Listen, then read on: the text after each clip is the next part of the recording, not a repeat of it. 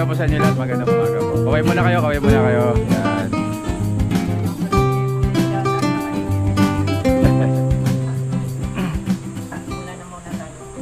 Okay, magandang umaga po sa inyo lahat. Bago po natin simulan ang ating seminar, tayo po muna magpapasalamat, mananain po muna tayo. Tayo po lahat at naging tayo ng presensya sa ating Panginoon. Sa ngalan ng Ama, ng Anak, ng Espiritu Santo ng Amin.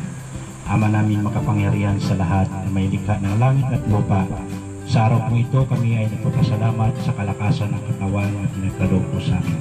Kami po ay nagpapasalamat sa mga dumalo sa aming ginaganap na seminar. Bigyan mo po sila ng lakas ng pangangatawan. Bigyan mo sila ng talino. Ito rin po ang aming instructor na si Mang Mir. Bigyan mo po siya ng sapat na kalaman upang makapagturo ng maayos sa lahat na nag-attend sa seminar dito. Panginoon, muli kami nagpapasalamat sa iyo. Ito lahat ay aming hinihiling sa pangalan ng iyong anak na si Jesucristo. Amen. Bago tayo magsilik ng branching, kailangan po natin ay ito yung napaka-importante sa lahat. Doon namin nakikilala yung mga nagbubonsay na hindi pa masyadong naarok ang kaalaman ng bonsai. Kasi mayroon akong na-encounter dyan na tinatanong ko, saan ko yung plant? Wala siyang masabi.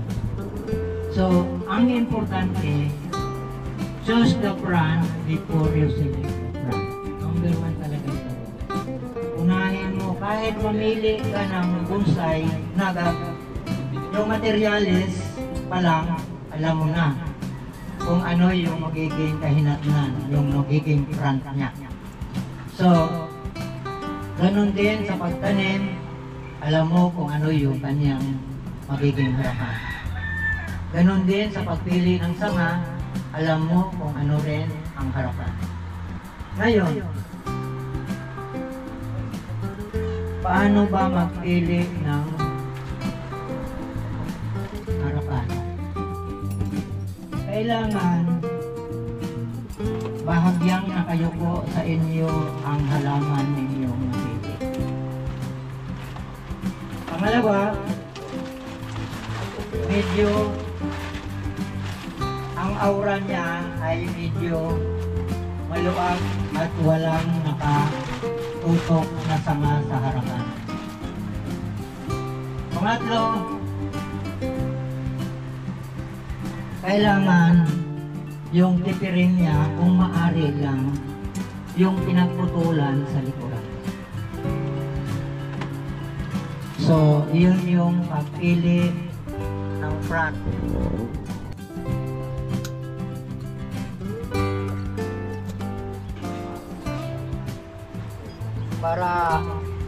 Para yung pinagputulan niya ay hindi mahalatang nilagarian, kundi parang nagiging natural ang dating niya.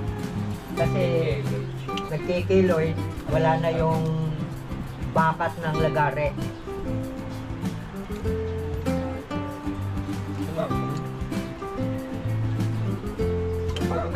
Ang sagad.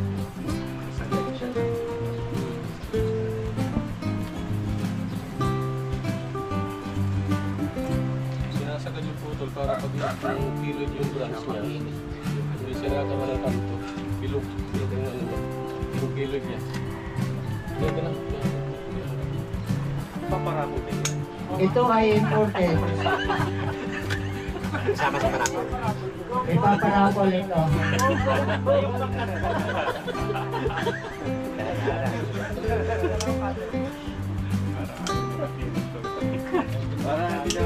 Hindi naman pa ako, ginawa na.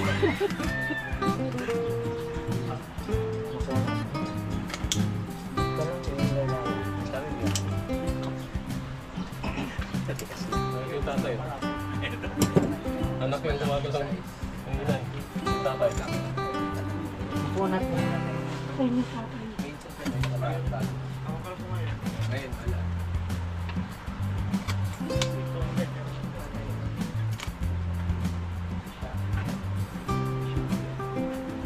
pang alaman? Sa'yo din to? Yung kay sir na ano, sir. Puro sa'yo yung alam. Yung Paggawa mo. dala mo. Ito, nag-bronze na. May dala si sir.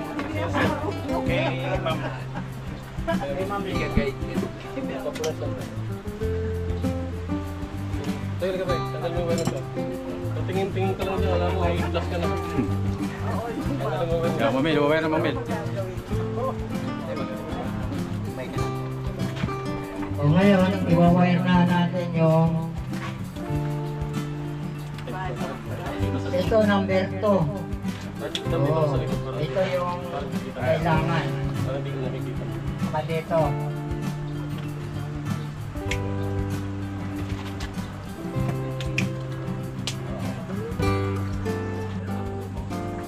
Pag nag-wire kayo, kung maaari, iwasan nyo dito kayo maglagay ng wire. Dapat laging sa likod.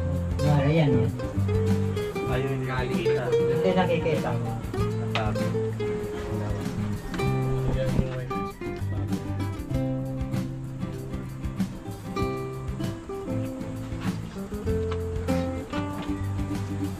Ay, hindi ko na puputulin. Naka-anchor ka para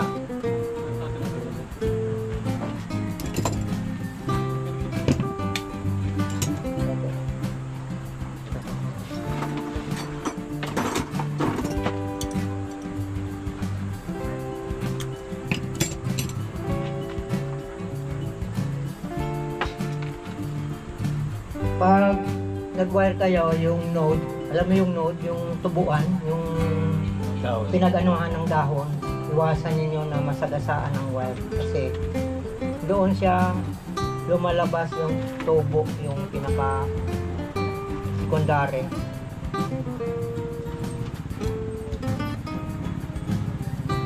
Pag nagliko kayo ng sanga, kung saan yung wire, nandoon nyo iliko. Ay, kunwari ito yung wire.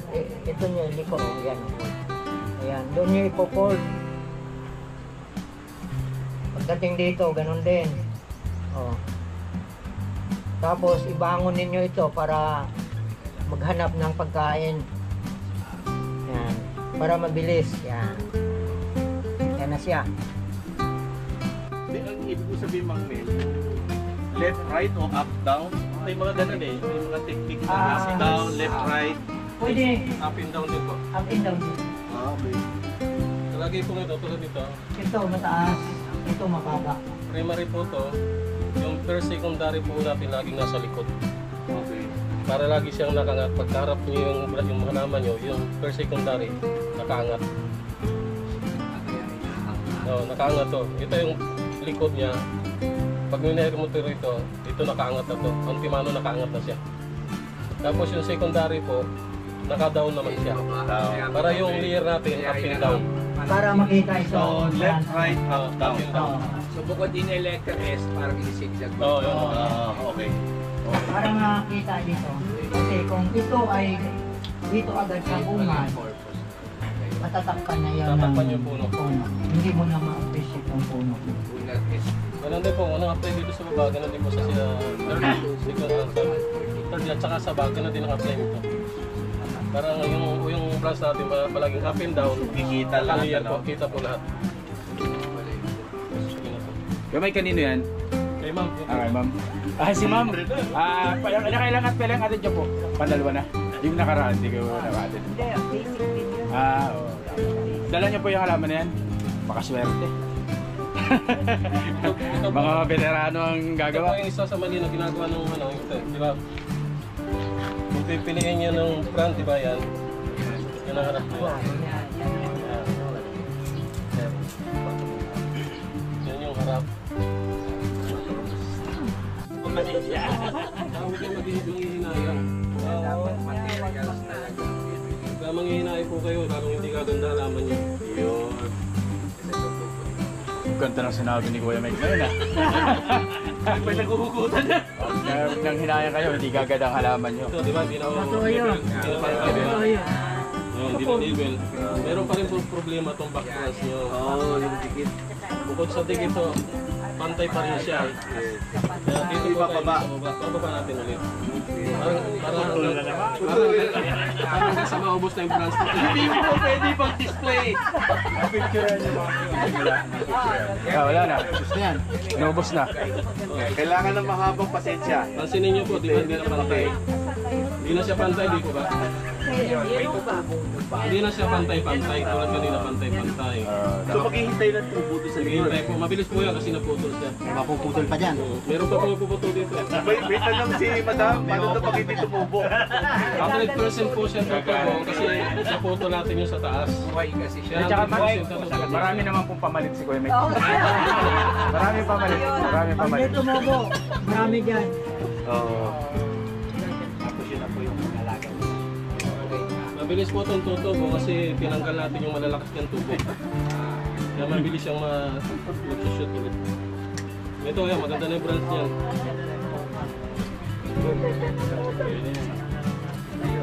Ubusin mo na kaya. Okay na to. Yun. Paano mo malalaman Mang Mike kung tama na yung laki ng trompo na pinalalaki? Daling ko po itong... Ito. Kasi malalakihin ito, di ba? Ah, yung branch. Oo, yung branch. Dali ano sir, mapala natin yung 1/4 nito. 1/4. 1/4 nun. Ah, okay. Hindi na tayo yung mag-cut. May ulit magkan. Para yung branch po natin maging tapering. Yung paliit na Palit paliit. ng palit po. Yung purpose ng putol-putol natin. 1/4. Paano yung hotdog? Kung yan po, eh talagang tatanggalin mo talaga yan. Tatanggalin mo talaga. Hindi pwedeng Wala na. i-grind para magmukhang ano. Ito sir, may option tayo dito. Pinutol natin. Ito hotdog talaga to. Pag putol natin, pag nakakuha tayo ng isang shoot dito, another po ulit putol tayo. Pagtuloy, pagtumubo. Para mawala yung So hotdog. ngayon hindi muna. Hindi mo na sir, maghahanap muna tayo ng ano. So, patutubuin lang. Tutubuin. Iwa-wire ulit. Para may tama natin yung... Hindi na muna puputulin. Kasi baka hindi na bumalik si ma'am. Hindi, may pagpalit daw eh. Ay, okay. Babalik si ma'am. Babalik si ma'am. Pero tubo po yan, 100% yan po yan. Huwag po kayo mag-alala. Naku, napaka-professional po ng mga nasa harapan natin na yan. Nalito, palaanan nyo rin, palagyan nyo lang. Malalagay. Tapos pagbalik nyo, iputulin natin ulit. Kada balik nyo rito, putol ang putol yan. Okay, patutubuin natin.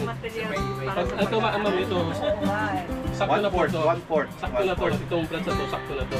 Pahabain na. Ito, pag tumubo to, sakto na rin to. Pahabain mo na lang, patapos kayo. Saka dito. Yan Pwede ang- nang i-wire? Pwede nga wire, pero mas maganda sir, huwag mo na i-wire kasi Kasi maliit. Okay.